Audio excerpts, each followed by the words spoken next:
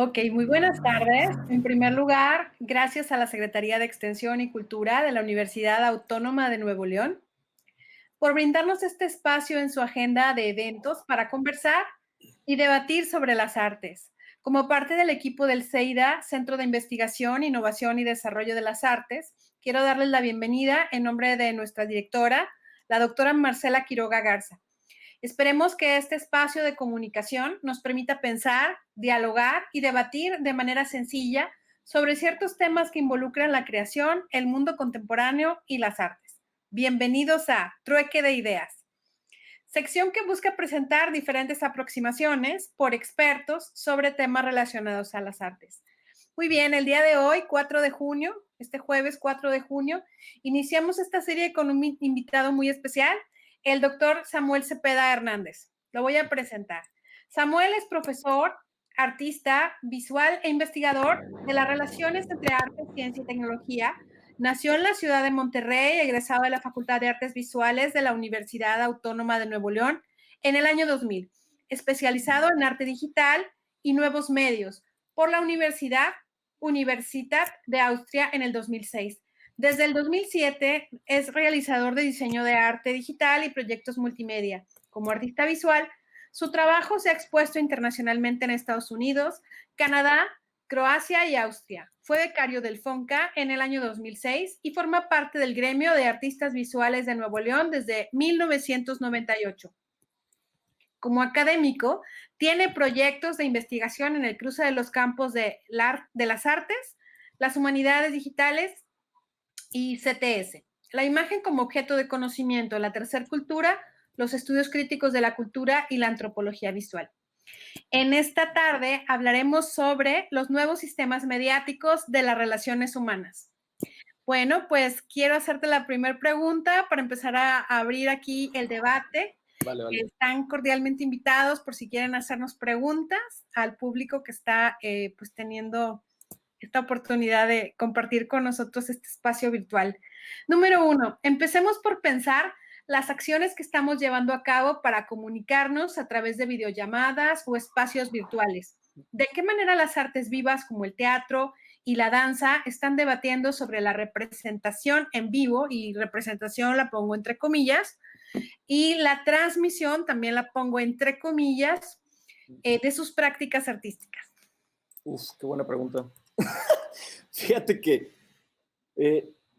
una parte del trabajo que he estado haciendo en los últimos años tiene que ver con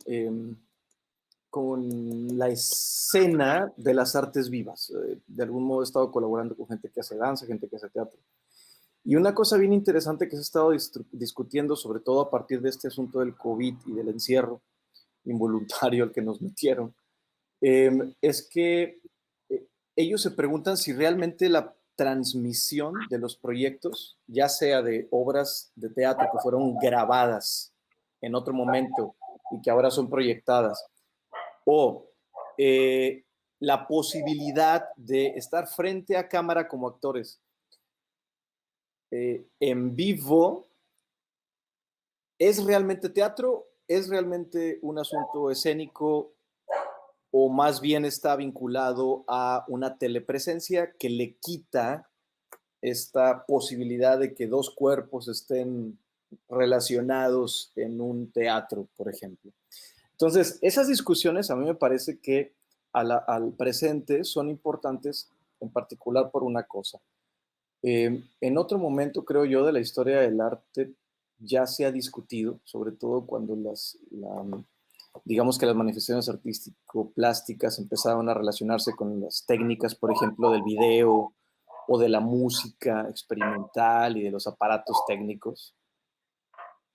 Creo que en ese momento estas mismas preguntas empezaron a conectarse. Yo no sé, la verdad, no sé hasta dónde vaya a llegar la discusión, pero sí me queda claro que estamos en otro momento distinto, en un momento bien distinto de la producción de las artes, y sobre todo las artes vivas creo que son quienes lo han estado resintiendo, ¿no? En particular. Así que por ahí va. Yo quisiera abrir aquí un momento disculparán el sonido exterior, sobre la idea de la representación como un espacio de poder, ¿no? O sea, es decir, precisamente en esta cuestión de lo vivo y de lo transmitido, se está, y pues digamos, como hibridando, ¿no? Lo que estaría en un momento en un espacio, digamos, físico, y en el otro espacio, que en este caso sería primero lo teletransmitido, lo que se puede considerar como video o imagen, y ahora precisamente este espacio que ya no es ni lo teletransmitido ni puramente lo video, sino que está como siempre haciendo como un lugar en el cual estamos reunidos, ¿no? O sea, y este lugar, precisamente por lo que habíamos mencionado breves minutos antes de iniciar esta conversación, se configura también como un espacio de, de reconstrucción de memoria artística, ¿no? O sea, es decir, el videoarte es uno de los temas en el cual tú eres especialista, pero más que especialista, creo que ha sido tu pasión, ¿no? O sea, y la búsqueda de la imagen precisamente como un asunto que está mediado por muchas circunstancias, ¿no? En el caso primero de la televisión, pues, de las antenas de transmisión, de las grandes cámaras. Creo que en ese sentido tú eres una persona que ha transitado por muchos de estas, ¿cómo podríamos decir? Generaciones, ¿no? De imagen. Al respecto, ¿cómo podríamos empezar a dilucidar estas relaciones? O sea, ¿qué punto podríamos decir que serían los más importantes como para empezar a ver este medio del video en una transmisión que verdaderamente, pues digamos, pues se emparenta mucho con lo que hacía Nam June Paik hace más de 40 años, y nos volvemos de una suerte, pues recursos casi antropológicos, ¿no? Estamos todo el tiempo con esta cuestión de somos muy contemporáneos, muy innovadores, pero hay ahí una serie de antropologías del medio, la imagen no es tan nueva como podríamos pensar, nuestros recursos de imagen son limitados. Cuéntame al respecto. Fíjate que hay un tema bien interesante que creo que acabas de tocar y que tiene que ver con los recursos que están a la mano para configurar el video como una forma de comunicarse con otros. Eh, Mira, en principio lo que me trae a la memoria y que por ahí hay algo de material que a lo mejor vale la pena que veamos al respecto es cuando nosotros estamos pensando en el medio, el video como un medio de comunicación, tenemos que pensar que el video tiene su propio lenguaje o que ha ido desarrollando un lenguaje que le es propio y que a lo largo del tiempo estos cambios de su propio lenguaje efectivamente se les puede ir dando seguimiento, pero que en el momento en el que vivimos ahorita pareciera que es muy prudente retomar ese camino que se vino recorriendo por parte del video, en particular en su relación con la producción de contenidos, eh, y lo que estamos viendo ahora. ¿Por qué? Porque lo que estamos viendo ahora pareciera ser un propósito forzado de venir y convertirme en alguien que en video puede decir cosas, de venir y convertirme en alguien que tiene la capacidad de construirse un personaje frente a esta cámara que tengo enfrente y que pareciera que esa cámara no me da otras posibilidades más que la de estar ahí frente a mí. Y es casi lo mismo que podríamos ver en las primeras manifestaciones de la producción de contenidos a través del video, en donde yo montaba una cámara y lo que sucedía, el éxito de lo que sucedía dependía de lo que estaba del otro lado, que la cámara no hacía más que estar ahí. Y esto es muy similar a lo que pasaba en los primeros inicios de la producción de contenido a través del video. Y creo que en el presente está empezando a manifestarse cosas que nos permiten preguntarnos las mismas situaciones. Déjame a ver si con estos ejemplos puedo más o menos aclarar a qué me refiero. Este año se planteó de parte de la gente de Broadway la idea de proyectar un musical en su versión de Zoom, esta herramienta de telecomunicación que se utiliza bastante en el presente, ¿no? Y entonces producen esto que quiero mostrar. Solamente es un segmentito que seguro puede ayudar a entender a qué me refiero. Ahorita voy a tratar de rescatar algunos asuntos. Es una síntesis de 1 minuto y fracción.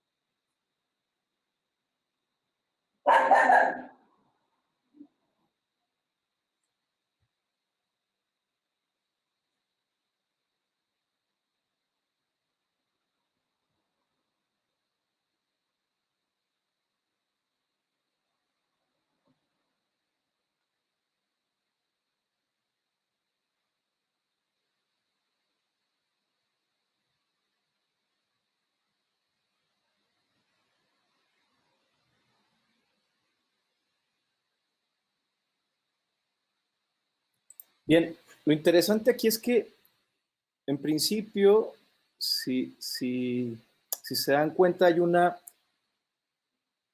forma de diálogo que está vinculada entre dos ventanas, en donde hay un personaje que habla con el otro. Y para poder darnos cuenta que están hablando entre ellos, tienen que aparecer las dos ventanas de manera simultánea. Pero luego cuando se ven estas escenas donde cantan todos en coro, lo que sucede es que yo tengo que ver todas las cámaras al mismo tiempo para entender que lo que está pasando es que están cantando en coro. Ah, y que además todos tienen la suficiente velocidad de internet y los recursos técnicos para que estén sincronizados, lo cual no es cierto. Al final sabemos que lo que estamos viendo es una edición previa que nos hace suponer que estamos en un en vivo, en una herramienta que todos podemos utilizar, pero que ellos están utilizando específicamente para que yo me convierta en espectador otra vez. No sé si hasta aquí tiene sentido. A diferencia de eso, quiero que vean un ejercicio ahora que creo que nos puede clarificar el otro lugar, es decir, desde dónde yo puedo platicar que el video tiene su propio lenguaje y que habría que empezar a entender que esas preguntas que desde los 60 los videoartistas y la gente que estaba involucrada con la producción de contenido audiovisual se estaban haciendo, son preguntas que ahorita valdría la pena volver a hacerse. Este es un ejemplo de un taller de dramaturgia que hace no mucho tiempo cerraron sus ejercicios finales en, en, en el TEC, y quiero mostrarles cómo ellos presentan sus textos en una versión de texto, de texto leído, pero aprovechan los recursos del propio medio audiovisual de manera diferente. Entonces, aquí va. Es bien poquito, dura 1 minuto, si no mal recuerdo.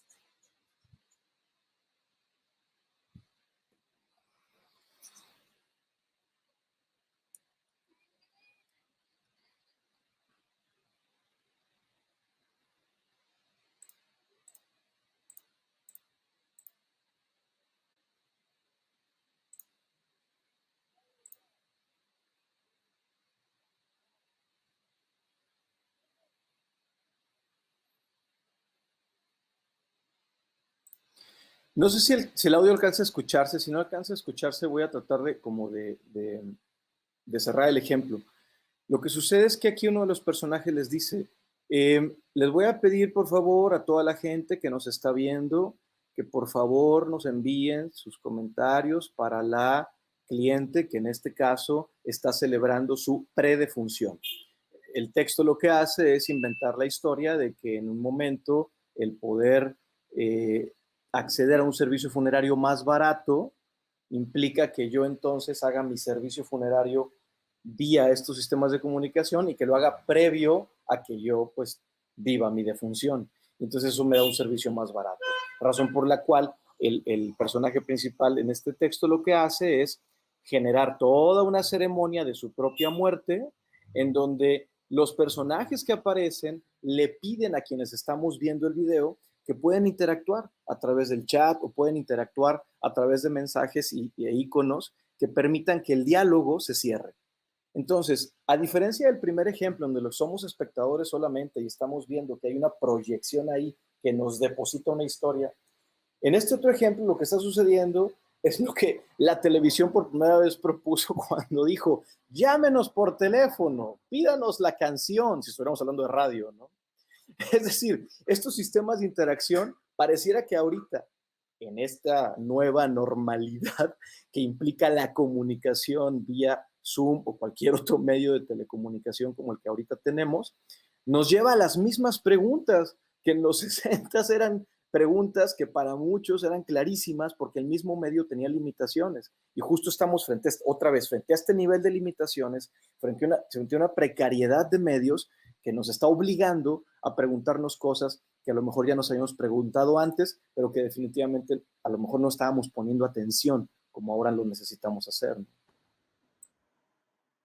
Respecto a esto, fíjate que precisamente estaba pensando en happenings que empezaron a hacer precisamente esta variación o esta ruptura con lo que se consideraba pues extremadamente vertical en la transmisión de la imagen, ¿no? O sea, porque creo que esa es una de las dinámicas que hoy en día parece ser como la máxima, ¿no? O el único la única respuesta, ¿no? Hay personas que se están viendo resistentes a participar de estos medios que incluso no son tan grandes o digamos no pertenecen a generaciones más grandes, sino que lo están haciendo como igual que en un momento determinado algún grupo de personas no quiso utilizar el celular, ¿no? O ahora que estas resistencias también. Me llama mucho la atención la cuestión está de la predefunción, ¿no? Porque de hecho la representación, es decir, la idea del representatio, la imagen en general, la imagen en la mirada occidental, es una representación sobre nuestra propia muerte, ¿no? O sea, qué tan bellos queremos vernos cuando nos, pues, estemos en el más allá.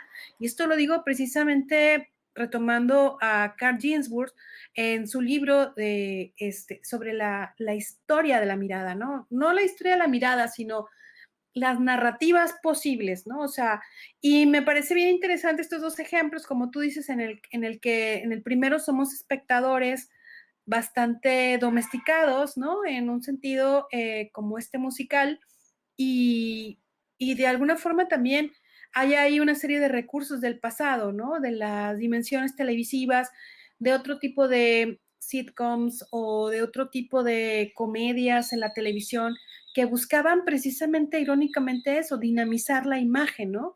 Porque, fíjate, hace un momento estaba revisando el trabajo de la videoartista o la videoasta Paula Weiss, junto contigo, y me encontré esta frase que me parece sensacional para pensar todo lo que estamos ahorita dialogando en este breve encuentro, ¿no? El cine sería la épica, el cine sería la épica, la televisión, la novela y el videoarte, la poesía.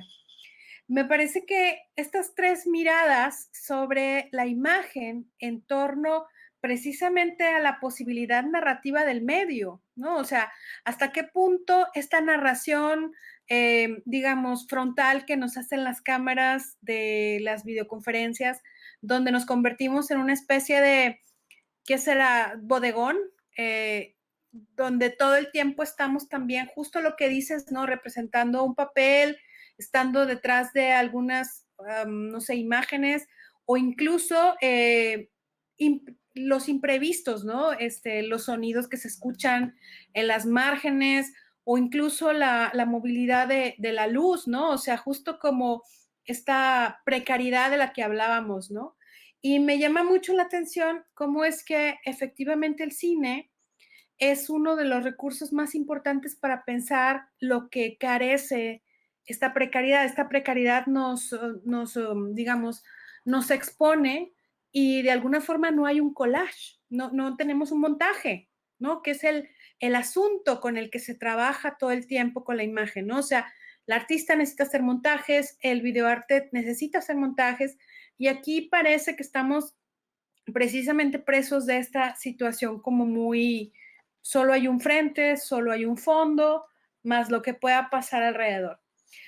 Desde la estética de la resistencia y la arqueología tecnológica, Samuel, ¿cómo podemos aprovechar las diferencias del medio, o sea, de estos medios que ahora parecen tan contemporáneos, para proponer videointervenciones más interesantes o críticas? ¿De dónde puedes partir? Uf, qué buena pregunta. Yo creo que habría que empezar a lo mejor desde el mismo lugar que proponíamos hace rato, ¿no? De la posibilidad de pensar en gente como Paula Weiss. Creo que valdría la pena que quien tenga interés en profundizar, para no extendernos tanto, revise el proyecto que tienen por ahí, el archivo de Paula Weiss, que si no mal recuerdo se heredó para el MUAC, y hay un link por ahí que seguro los pueden compartir. Y en este archivo ustedes se van a encontrar una serie de referencias bien importantes sobre su trabajo. Pero en particular yo quiero reconstruir un poco el contexto en el que esta frase que mencionaste ahorita, Rocío, que está bien linda, que hace Paula Weiss sobre el sentido que tendría, o la diferencia que tendría hablar del cine, hablar del video o del videoarte, ¿no? Como tres formas distintas de construir narrativa, o más bien de construir sentido audiovisualmente.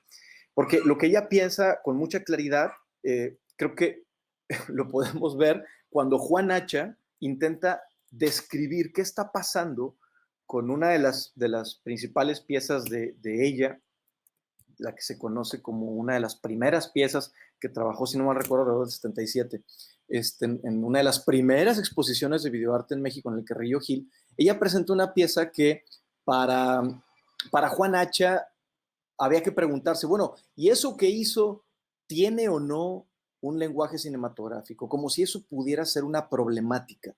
O sea, parecía que la problemática de ese momento era que aquel audiovisual que no tuviera una narrativa evidente, como el cine ya lo había propuesto, el hecho de contarte una historia de principio a final, pareciera que esos contenidos estaban en otro lugar y que era difícil de acceder si no contaban algo.